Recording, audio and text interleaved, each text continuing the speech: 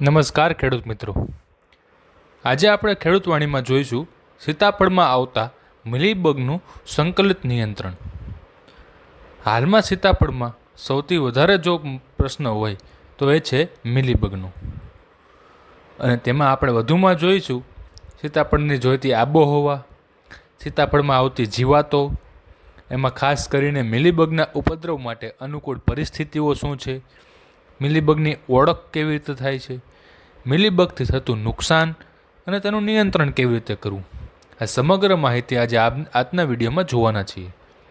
તો જે પણ ખેડૂત મિત્રોએ હજી સુધી ખેડૂતવાણી ચેનલને સબસ્ક્રાઈબ નથી કરી તે ખેડૂત મિત્રોને નમ્ર વિનંતી છે કે ખેડૂતવાણી ગ્રુપને સબસ્ક્રાઈબ કરો, ચેનલ સાથે જોડાવો, તેમજ રોગ અને જીવાત તેમજ પાકોની નવી જીવાતો અને નવી જાતોનું માહિતી મેળવતા રહો.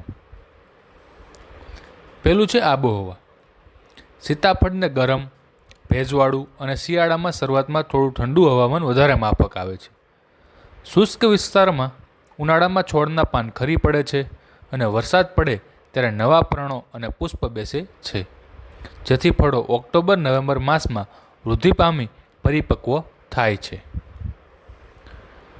સીતાફળમાં કઈ કઈ જીવાતો આવે છે?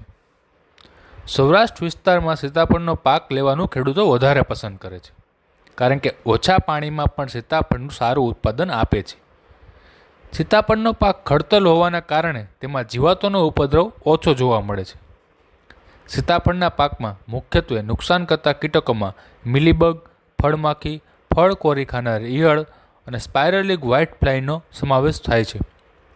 આમ તો આ બધી જ જીવાતો વત્તા ઓછા અંશે નુકસાન તો કરે જ છે, પરંતુ હમણાં થોડા વર્ષોથી એ ધ્યાન પર આવ્યું છે કે મુખ્યત્વે મિલીબગ દ્વારા ઘણું નુકસાન થઈ રહ્યું છે.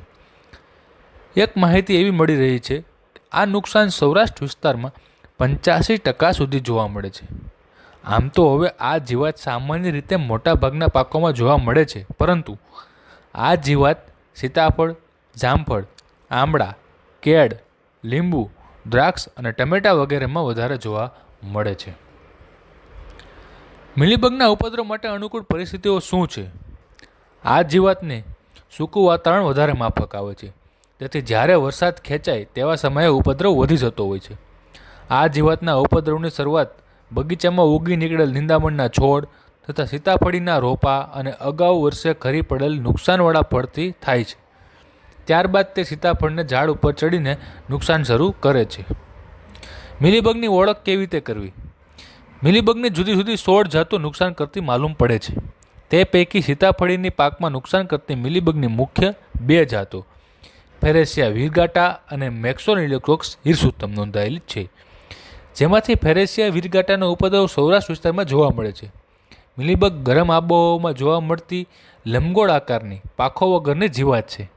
તેમના શરીર પર પાતળું સફેદ મીણ જેવું રક્ષક પડ હોય છે, જેથી સામાન્ય રીતે તે રૂ જેવી દેખાય છે. વધુમાં આપણે જોઈએ તો તેમના લાંબા મોઢામાં ભાગથી છોડથી પેશીઓને કાણું કરીને તેમાંથી રસ સૂચે છે.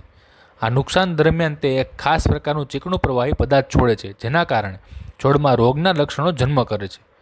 આ જીવાતના ઈંડાનો સમયગાળો 28 થી 32 દિવસનો હોય છે. પુખ્ત માદા અને નર અનુક્રમે 23 થી 28 દિવસ જીવે છે. પૂર્વ ઓવિપોઝિશન અને પોસ્ટ ઓવિપોઝિશન સમયગાળો અનુક્રમે 6 થી 7, 9 અને 1-2 દિવસનો છે. માદા અને નરનું કુલ આયુષ્ય 46 થી 49 અને 23 થી 29 દિવસનું હોય છે. પ્રજનન લૈંગિક તેમજ પાર્થેનોજેનિકલી બંને રીતે જતું જોવા મળે છે. આ જીવાતની માદા તેના સમગ્ર જીવનકાળ દરમિયાન સરેરાશ 155 ઈંડા મૂકે છે. આ જીવાતના ઈંડા આછા પીળા રંગના, લંગબોળ, 0.34 મીમી લાંબા અને 0.17 મીમી પહોળા હોય છે, જ્યારે માદા પાંખો વગરની, પોચા શરીરવાળી, લંબગોળ ઈંડા આકારની, ઘેરા બદામી રંગની હોય છે. તેનું શરીર સફેદ રંગના તાંતણાથી ઢંકાયેલું હોય છે. નર પાતળો, પોચા શરીરવાળો, લાંબો અને આછા બદામી રંગનો હોય છે, જે એક જોડી પાંખો ધરાવે છે, તેમજ મીણયુક્ત 2 તાંતણા જેવા ભાગમાં શરીરના પાછળના ભાગમાં આવેલા હોય છે. મિલીબગથી થતું નુકસાન વિશે આપણે જોઈએ. સીતાફળીમાં જ્યારે ફૂલ બેસવાનું શરૂ થાય છે એ સમયે માદાએ મૂકેલા ઈંડામાંથી નાના બચ્ચાઓ જમીનમાંથી બહાર નીકળીને થડ દ્વારા અથવા જમીનને અડકતી ઝાડની ડાળીઓ દ્વારા ઝાડ પર ચડે છે. નાના બચ્ચા તથા માદા સમૂહમાં રહીને પાનની નીચેની સપાટીએ તેમજ કળી અને ફળ પર રસ ચૂસીને નુકસાન કરે છે. ઉપદ્રવિત ફળો અસમાન આકારના હોય છે, નબળી ગુણવત્તાવાળા અને પેથોજેન્સ દ્વારા અન્ય ચેપ માટે સંવેદનશીલ બની જતા હોય છે. ઉપદ્રવિત ફળો પર કાળા ડાઘ થઈ જાય છે. અતિ ઉપદ્રવ વખતે ઘણી વખત પરિપક્વ ફળો ખરી પડે છે. ફળ ઉપર સફેદ પાવડર ચોંટી ગયો હોય તેવું દેખાય છે. પરિણામ સ્વરૂપે તેનો બજાર ભાવ ઓછો જોવા મળે છે અથવા તો તેમાં કંઈ પણ ઉત્પાદન આપણને મળતું નથી.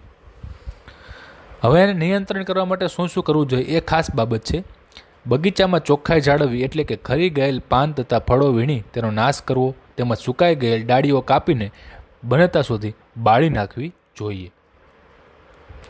સેડાપાડા પર ઉગતા નિંદામણ તેમજ અન્ય છોડ ખાસ કરીને ગાડર, કાંસકી, જંગલી ભીંડી, કોંગ્રેસ ઘાસ વગેરે ઉપર ચીકટો જીવન પ્રસાર કરે છે. ચીકટો એટલે કે મિલીબગ. તેથી આ પ્રકારના છોડનો સદંતર નાશ કરી દેવો જોઈએ. મિલીબગ ઉપદ્રવિત વિસ્તારમાં વાવણી પહેલાં જમીનમાં ક્લોરોફાયરીપોસ 2% ભૂકી નાખી ખેડ કરવી અથવા તો હેક્ટરે 2 લિટર ક્લોરોફાયરીપોસ 20 EC પિયત વખતે ટીપે ટીપે આપી દેવું જોઈએ. છેલ્લો મુદ્દો છે ઝાડની ફરતે તથા લાકડાના ટેકા ઉપર જમીનથી અડધા ફૂટની ઊંચાઈએ પોલિથિલિન શીટનો અડધાથી પોણો ફૂટ પહોળો પટ્ટો લગાવી તેના પર ગ્રીસ લગાડવું અને છાણ માટીના મિશ્રણથી પટ્ટાની નીચેની કિનારી બંધ કરવી, જેથી આ જીવાતના બચ્ચાઓ ઝાડ પર ચડતા અટકાવી શકાય. તો ખેડૂત મિત્રો, આ હતું મિલીબગનું સંકલિત નિયંત્રણ. તો જે પણ ખેડૂત મિત્રોને આ માહિતી સારી લાગી હોય એ આજે જ ચેનલને લાઇક, શેર અને સબસ્ક્રાઈબ કરી દેવો, તેમજ અન્ય ખેડૂતો સુધી પહોંચાડો જેથી વધુમાં વધુ ખેડૂતો માહિતગાર થઈ શકે.